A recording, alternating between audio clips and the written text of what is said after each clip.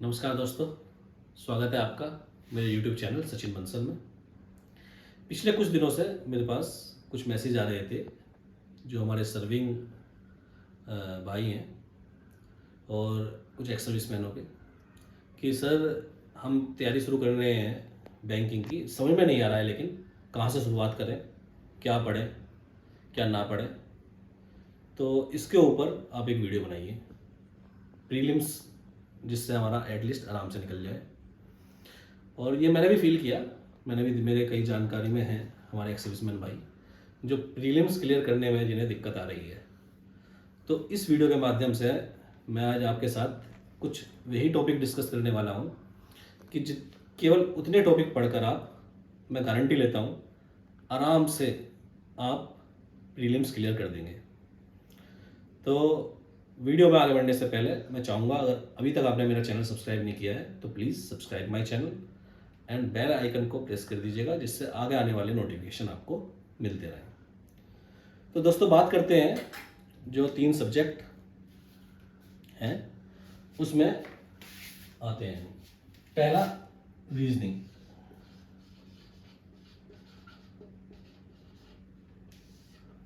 Reasoning में जो topic पूछे जाते हैं, जिसके ऊपर सवाल आते हैं, पहला inequality,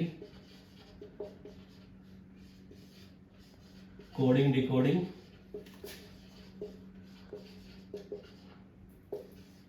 blood variation,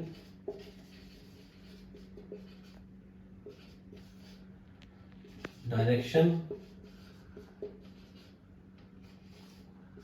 alpha numeric series,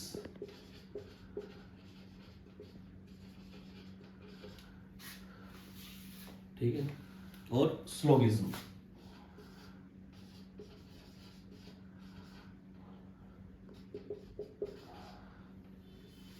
ये 6 टॉपिक, ये टॉपिक आराम से आपके 15 to 17 मार्क्स कवर करते हैं।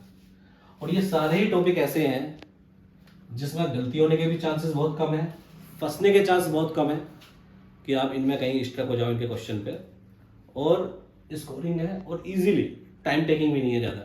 इन सभी के आप 15 क्वेश्चन मान लीजिए, आप 15 क्वेश्चन बनाने में आपको ज़्यादा से ज़्यादा 10 मिनट मैक्सिमम बता रहा हूँ। ये मैं एक्स सर्विसमैन, हमारे एक्स सर्विसमैन भाइयों को मैक्सिमम 10 मिनट लगनी है, उससे ज़्यादा नहीं लगनी। और बहुत जल्दी आप ये टॉपिक, मैक्सिमम बता रहा हूँ मैं, आप एक एक टॉपिक पकड़िए, शॉर्टकट ट्रिक है इन सबकी, और 10 दिन के अंदर आप ये सब टॉपिक तैयार कर लेंगे। केवल तैयार नहीं, मास्टर हो जाएंगे आप इनमें और गलती नहीं करेंगे कभी। ठीक है, तो पहले आप, सबसे पहले रीजनिंग में आप ये 6 टॉपिक तैयार कीजिए। उसके बाद जो मेन है, एक है पजल, जो रीजनिंग का सबसे इंपॉर्टेंट टॉपिक है, पजल या सिटिंग अरेंजमेंट। ऐसे सिटिंग अरेंजमेंट 4, आजकल 4 पजल या सिटिंग अरेंजमेंट तो आती है टोटल, मतलब अराउंड 20 मार्क्स, 18-20 मार्क्स की रहती है। बिना पजल और सिटिंग अरेंजमेंट के ये तो आपको करनी तो है ही है, तो मतलब मेंस में भी, केवल प्री नहीं, मेंस के लिए भी। तो इसमें मैं आपको बताना चाहूँगा, जिस तरह से 4 आती हैं तो थोड़ा दिक्कत यहीं पे इसी टॉपिक पर सबसे ज़्यादा दिक्कत आती है जो एक्स सर्विसमैन को आती है। मैं एक्स सर्विसमैन की बात कर रहा हूँ, सबसे ज़्यादा दिक्कत इसी में आती है। तो सबसे पहले आप इसकी ये प्रैक्टिस से ही, इसकी कोई शॉर्टकट ट्रिक नहीं है, मैं आपको बताऊंगा, इसकी कोई शॉर्टकट ट्रिक नहीं, ये केवल आप प्रैक्टिस से ही आप इसे इम्प्रूव कर पाएंगे। इसकी इतनी प्रैक्टिस आपको करनी है। और ये 1 टियर, 2 टियर, 3 टियर की ये होती है, ठीक है, मतलब केवल एक ही कंडीशन दे रखी है, फिर 2 कंडीशन वाली भी होती हैं, 3-4 कंडीशन वाली भी आती हैं। तो प्री में मैं बताता हूँ, प्री में 4 में से 2 बहुत आसान रहती हैं, 2 तो बहुत आसान रहती हैं, 2 से 3, ज़्यादा से ज़्यादा 1 या 2 ही रहती हैं जो फंसने वाली रहती हैं। तो आप 2 भी आसान मान के चले, अगर आप 2 पजल भी, बस आपको करना क्या है, केवल आपकी इतनी प्रैक्टिस हो जानी चाहिए कि आप देखते ही एग्जाम में ये पहचान लें कि हाँ भाई, ये वाली पजल है, ये मैं बना लूँगा इजीली, इतने टाइम में बना लूँगा, या ये वाला सिटिंग अरेंजमेंट है, ये मैं कर दूंगा। सिटिंग अरेंजमेंट में नॉर्मली फंसते हैं लोग कि राउंड में दे दिया, कुछ अंदर कुछ बाहर की तरफ मुँह करके बैठे हैं, इनमें दिक्कत आएगी। पर कुछ सिंपल होते हैं, 2 लाइनों में बैठे हैं, नॉर्थ साउथ फेसिंग, सिंपल होते हैं, प्रैक्टिस करेंगे आप बना लेंगे। फ्लोर वाली होती हैं ऐसी पजल, मंथ वाली पजल होती हैं, थोड़ा इजी होती हैं, या रेक्टेंगल टेबल वाली होती है, इजी होती है। तो ये आप प्रैक्टिस से ही आप केवल पता लगा पाएंगे। और अगर आपने इतना पता लगा लिया बस, और आपने 2 पजल भी आपने बना दी, तो 10 मार्क्स आपके यहाँ हो गए, 15 और 10 25 मार्क्स आपके कहीं नहीं गए। 25 मार्क्स रीजनिंग में आप आराम से ले आएंगे इस चीज़ को केवल फॉलो करके। तो दोस्तों अगले टॉपिक की बात करते हैं। अगला सब्जेक्ट है क्वांट। क्वांट के अंदर जो पहला टॉपिक आता है सिंप्लीफिकेशन और अप्रोक्सीमेशन। सबसे आसान टॉपिक, गलती होने के चांसेस बिल्कुल जीरो, बहुत ही आसान पूछे जाते हैं, प्री में तो बहुत ही आसान लेवल रहता है और 10 मार्क्स के रहते हैं। 10 मार्क्स आपके कहीं नहीं गए। सबसे पहले आप ढूंढ के, अगर वो पेपर मिलते हैं सबसे पहले सिंप्लीफिकेशन ढूंढिए और कर दीजिए, ठीक है। सेकंड क्वाड्रेटिक इक्वेशन और सीरीज। कभी इसके क्वेश्चन पूछ लेते हैं, कभी सीरीज के पूछ लेते हैं। सीरीज में 2 सीरीज होती है, रोंग नंबर सीरीज और मिसिंग नंबर सीरीज, ठीक है। तो 5 मार्क्स का ये रहता है। ये दोनों टॉपिक भी आसान है, डायरेक्ट ट्रिक है इसकी। इसके ऊपर मैं बाद में लेक्चर बनाऊंगा इस टॉपिक के ऊपर। बहुत ही आसान टॉपिक है क्यूई, 2 मिनट में आप 5 सवाल कर सकते हैं, ऐसी ट्रिक है इसकी, शॉर्टकट ट्रिक। और सीरीज में भी आप आराम से, अगर मिसिंग नंबर आ रही है तो वो तो आसान होती है, रोंग नंबर में थोड़ी दिक्कत हो जाती है। तो सॉल्व हो रहा है ठीक है, नहीं हो रहा है तो फिर भी 5 में से 2-3 तो ऐसी होती है जो आप सॉल्व कर देंगे। तो इन दोनों में मिलाकर आप कुल मिलाकर आप आराम से 12 से 13 नंबर स्कोर कर सकते हैं केवल इन्हीं टॉपिक के द्वारा। पहला आप इन्हें स्ट्रॉन्ग करिए।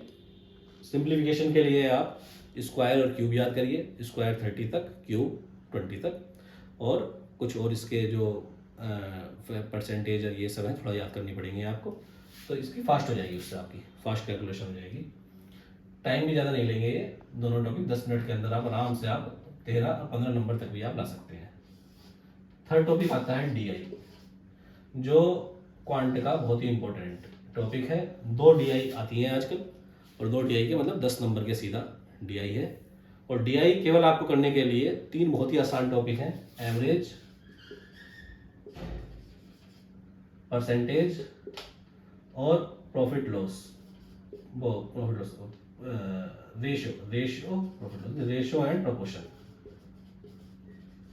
ठीक है। ये आपका, अगर ये तीनों टॉपिक आपके क्लियर है, आप डीआई में कोई गलती करेंगे ही नहीं। तो इन तीनों टॉपिक को पहले आप टाइम दीजिए। इन दोनों टॉपिक के लिए आपको 10 दिन लग रहे हैं, 15 दिन लग रहे हैं, आप करिए।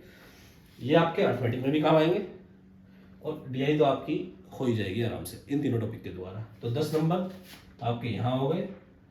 इन तीनों टॉपिक के द्वारा आप आराम से 23 से 25 नंबर आप क्वांट में इन तीनों टॉपिक के द्वारा ही आप स्कोर कर लेंगे। इसके बाद अगर टाइम बचता है तो फिर फोर्थ टॉपिक है अर्थमेटिक। अर्थमेटिक के 10 सवाल रहते हैं। अर्थमेटिक में कुछ टॉपिक हैं, उसके बाद टाइम बचता है तो आप अर्थमेटिक के 2-3 सवाल भी बना पाए आप, तो 25 नंबर आपके कहीं नहीं गए। अर्थमेटिक के कुछ टॉपिक देखो करने तो आपको सारे पड़ेंगे, पर फिलहाल मैं इनिशियल स्टार्टिंग की बात कर रहा हूँ। इनिशियल स्टार्टिंग में आप कम से कम आप पहले 23 से 25 नंबर तो लाने शुरू करिए मॉक टेस्ट में। तो इतने नंबर आपके आने लगेंगे तो आपका कॉन्फिडेंस बढ़ेगा, फिर आप आगे जाकर और फिर नए टॉपिक पढ़िए। पर पहले इतने टॉपिकों को स्ट्रॉन्ग करिए। आप पहले 25 नंबर का पहले टारगेट रखिए। आप शुरू में मत रखिए मैं 30 नंबर या 35 नंबर कर दूंगा। आपको 120 मिनट का कट ऑफ क्लियर करना है, आपको जनरल का कट ऑफ क्लियर नहीं करना, ठीक है। तो मैं आपके लिए बता रहा हूँ कि 120 मिनट का कट ऑफ क्लियर करना है तो इतना ये नहीं है कि मैं सारे टॉपिक पढ़ लूँ या पढ़ लूँ। जो टॉपिक पढ़ो अच्छे से पढ़ो, केवल ये 3 टॉपिक पढ़ने हैं। 15 दिन लग रहे हैं, 15 दिन लगाओ अच्छे से, लेकिन इन्हें करके फिर डीआई की प्रैक्टिस करो, डीआई बनाओ, mock test, individual mock test लो सेक्शन के, कि पहले क्वांट सेक्शन का मैं मॉक टेस्ट बनाऊंगा। रीजनिंग का है तो रीजनिंग का, केवल रीजनिंग का फुल मॉक टेस्ट मत बनाओ स्टार्टिंग में टॉपिक के, एवरेज के टॉपिक के ही मॉक टेस्ट बनाओ, परसेंटेज के टॉपिक के मॉक टेस्ट बनाओ, ठीक है, क्यूई के बनाओ, सिंप्लीफिकेशन के टॉपिक के मॉक टेस्ट बनाओ। टॉपिक वाइज में मॉक टेस्ट पड़े हुए हैं बहुत, ठीक है। तो फिर आप जब 23-25 नंबर स्कोर करने लगेंगे, 25 के आसपास आने लगेंगे, अपने आप ही आपको कॉन्फिडेंस बढ़ जाएगा। फिर बाद में आप और जा सकते हैं दूसरे टॉपिक पर, और फिर धीरे धीरे वो इम्प्रूव होगा। तो पहले आप अपना टारगेट इतना ही रखिए, ठीक है। अर्थमेटिक के जो टॉपिक में बता रहा हूँ, कुछ टॉपिक है profit and loss, time work से ही आपका पाइप और सस्टेन वाला भी हो जाता है, फिर ट्रेन वाला, ट्रेन वाले से ही आपके बोट वाले भी हो जाएंगे, ठीक है। फिर CI SI, 3 टॉपिक ये हो ही गए आपके, और एक मिक्सचर एलिगेशन, ठीक है। ये मोर देन सफिशिएंट है। एक एज वाला भी होता है, एज वाला एक आता है। ये इतने टॉपिक हैं। अब उसके बाद अगर टाइम बचता है इन तीनों के बाद अर्थमेटिक, बस क्वांट में आप एक बात मैं जरूर बोलूंगा, जो हमारे जैसे मैंने रीजनिंग में बोला था कि रीजनिंग में पजल सबसे लास्ट में ही ट्राई करना। पहले आप 15 नंबर अपने पक्के करिए, पहले एग्जाम में 15 नंबर तो पक्के करिए। आपने शुरू में ही कोई पजल ले ली, मुझे पता है कई लेक्चर में बोलते हैं, कई वीडियो में कि पहले पजल बनाइए, पजल बनाइए। एक पजल बन गई तो 5 नंबर तुरंत आपके पक्के हो गए। लेकिन यही मैं उल्टी बात बोलूँगा, जो पजल आपने शुरू में ले ली और पहली पजल में आप अटक गए ना, मैं सही बता रहा हूँ, रीजनिंग में आपके 5 नंबर भी नहीं आएंगे, ठीक है। ऐसा नर्वस हो जाते हैं ना वहाँ पर, जो 20 मिनट में शुरू के 5 मिनट आप एक पजल में ही अटक गए ना अगर आप, तो आप ऐसा आपका वहाँ दिमाग खराब हो जाता है एग्जाम में, फिर दिमाग काम करना बंद कर देता है और फिर आप पूरा गलती कर देंगे। इससे अच्छा सबसे पहले वो 15 नंबर पक्के करिए अपने। 15 के बाद आप 1 या 2 पजल भी बना पाए तो 20-25 नंबर आप आराम से स्कोर कर देंगे, जो कि एक एक्सेल स्पेन के लिए काफ़ी अच्छे नंबर है। ऐसे ही अर्थमेटिक में पहले अगर आपने अर्थमेटिक ले लिया, क्वांट में अगर आपने पहले ही अगर अर्थमेटिक ले लिया और आप किसी एक सवाल में ही अटक गए या किसी एक सवाल में 3-4 मिनट आपकी लग गई, तो आप उस समय नर्वस हो जाते हैं। फिर वहाँ नर्वस हो जाएंगे, आपको इतना टाइम टेकिंग। आप यकीन मानिए जब सिंप्लीफिकेशन करेंगे ना आप, तो इसमें तो आपकी गारंटी है, जब उठा लिया आपने सवाल वो सोल्व होना ही होना है। बस ये रहेगा, किसी में आपको 40 सेकंड लग रही है तो किसी में 1 मिनट लगेगी, 1.25 मिनट। लेकिन अर्थमेटिक में गारंटी नहीं है, मैं सही बता रहा हूँ, किसी भी सवाल में आप फंस सकते हैं। अर्थमेटिक का कभी कभी लेवल थोड़ा टफ हो जाता है, तो उसमें फंस जाएंगे आप, और फंस गए अगर आप तो क्वांट का पेपर आपका खराब हो जाएगा। तो पहले आप इन तीनों को करिए, उसके बाद जो टाइम बचता है उसमें से जिस भी टॉपिक पे आप कॉन्फिडेंट है उस टॉपिक के 1-2 सवाल बना दीजिए, आपके 25 नंबर कहीं नहीं गए, ठीक है। 25 से ज़्यादा नंबर आप आराम से ले आएंगे। और अगले सब्जेक्ट की बात करते हैं, इंग्लिश की। इंग्लिश में सबसे पहला टॉपिक रीडिंग कॉम्प्रिहेंशन, 10 मार्क्स सीधा। 30 में से 10 मार्क्स का रीडिंग कॉम्प्रिहेंशन का वेटेज है। मैं जानता हूँ एक्सेस मैन भाइयों को थोड़ा, मुझे भी दिक्कत आती थी, इंग्लिश में थोड़ी प्रॉब्लम आती है, ठीक है। हम लोग टच में भी नहीं रहते इतना। और तो सबसे पहले इंग्लिश के लिए मैं आपको एक ही बात बोलूँगा, आप ज़्यादा टेंशन मत लीजिए, इतनी कोई टफ इंग्लिश इसकी नहीं है। ग्रामर रूल ये सब ज़्यादा टेंशन लेने की जरूरत नहीं, रीडिंग की प्रैक्टिस करिए बस। इंग्लिश के लिए थोड़ा रीडिंग की प्रैक्टिस करिए, केवल रीडिंग की प्रैक्टिस के द्वारा ही आप, एक रीडिंग कॉम्प्रिहेंशन टॉपिक है और दूसरा है एक क्लोज टेस्ट या फिलर भी बोलते हैं, फिलर, ठीक है। 5 मार्क्स, ये 15 मार्क्स केवल आप अपनी रीडिंग की प्रैक्टिस से ही 15 में से 13 मार्क्स कहीं नहीं गए। 1-2 वोकैबुलरी का होता है वो छोड़ दें अगर हम, तो 13 मार्क्स आपके कहीं नहीं गए इसमें, केवल रीडिंग की प्रैक्टिस से ही आप। तो सबसे पहले आप मिलते ही, मैं तो सबसे पहले रीडिंग कॉम्प्रिहेंशन करता था, 8 नंबर मेरे 8 नंबर पक्के हो जाते थे, तो अपने आप ही एक अंदर से कॉन्फिडेंस आ जाता है कि चलो आप अच्छा कर रहे हो, ठीक है। उसके बाद क्लोज टेस्ट आसान होता है, काफ़ी आराम से कर सकते हैं आप। इसके बाद एक और टॉपिक है वर्ड रीअरेंजमेंट का, वर्ड रीअरेंजमेंट, ठीक है। मतलब एक ही सेंटेंस के अंदर वर्ड को रीअरेंज करना होता है। सबसे आसान टॉपिक मुझे लगता है ये इंग्लिश के एग्जाम में, जो प्री में नॉर्मली पूछा जाता है, और 5 मार्क्स का रहता है। ये तो आपके बिल्कुल पक्के, एकदम 5 नंबर पक्के हो जाते हैं, ये अगर आपके वहाँ आ गया तो।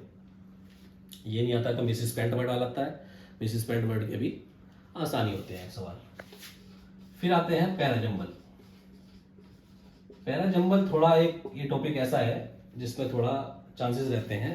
पैराजंबल 2 तरह के होते हैं, एक होता है कि 5 सेंटेंस दे दिए उन्होंने, एक ही सवाल में 5 सेंटेंस है, उन्हीं को रीअरेंज कर करके फर्स्ट सेंटेंस बताना है, सेकंड सेंटेंस, थर्ड सेंटेंस बताना है। और दूसरा होता है कि एक सेंटेंस के अंदर जो पार्ट वाइज सेंटेंस को डिवाइड कर दिया है उसे सेंटेंस को रीअरेंज करना है। तो ये वाला थोड़ा आसान होता है पैराजंबल, ये आ गया तो ये तो आप आराम से कर ही लोगे प्रैक्टिस से। दूसरे वाला जो होता है उसमें थोड़े फंसने के चांसेस होते हैं। पैराजंबल के बारे में बस इतना ही बोलना चाहूँगा मैं। अगर वो पहले वाला पैराजंबल आ रहा है और आपको लग रहा है फंस रहे हो कहीं, तो उस पर ज़्यादा टाइम अपना वेस्ट मत करना, देखना बन रहा है ठीक है, थोड़ा सा ज़्यादा टाइम वेस्ट मत करना और आगे बढ़ना। लास्ट में अगर टाइम बचता है तो फिर इस पर दोबारा आना, और फिर एक टॉपिक, लास्ट टॉपिक है एरर डिटेक्शन। इसके लिए आपको ग्रामर के रूल जानना बहुत जरूरी है। तो ग्रामर रूल की बुक है, आप या तो नीतू सिंह मैम की भी बुक ले सकते हैं, या 120 रूल ऑफ ग्रामर है निमिषा मैम की, उस बुक के द्वारा उसमें जो रूल्स बताए हैं, डेली 2-2 रूल्स पढ़िए आप। अभी 40 दिन का समय है एग्जाम में, डेली पढ़ेंगे और प्रैक्टिस में लाएंगे तो 5 में से 2 या 3 तो हो सकता है आपके बनी, आप आराम से 2 क्वेश्चन 3 क्वेश्चन तो आप एरर डिटेक्शन में कर ही लेंगे।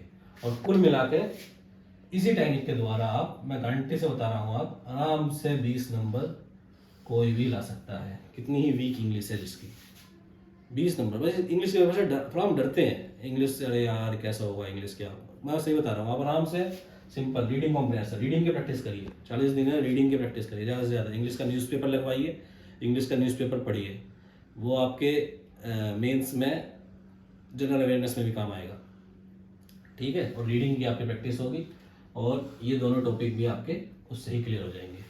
तो इस तरह से इन तीनों सब्जेक्ट में आप यही ट्रिक फॉलो करके आप आराम से मैथ में 25, रीजनिंग में भी 25, 25 और इंग्लिश में 20, 70 मार्क्स आपके कहीं नहीं गए। आप केवल इतनी सी चीज़ फॉलो कर लेंगे। और इनिशियल में फुल मॉक टेस्ट मत लगाइए, जो हम गड़बड़ी करते हैं कि अभी से ही मॉक टेस्ट लगाना शुरू कर दिए होंगे, अभी आपने टॉपिक पढ़े नहीं है। अभी आपके मान लिया IBPS की प्री की बात कर रहे हैं हम, SBI का तो अभी नोटिफिकेशन नहीं आया।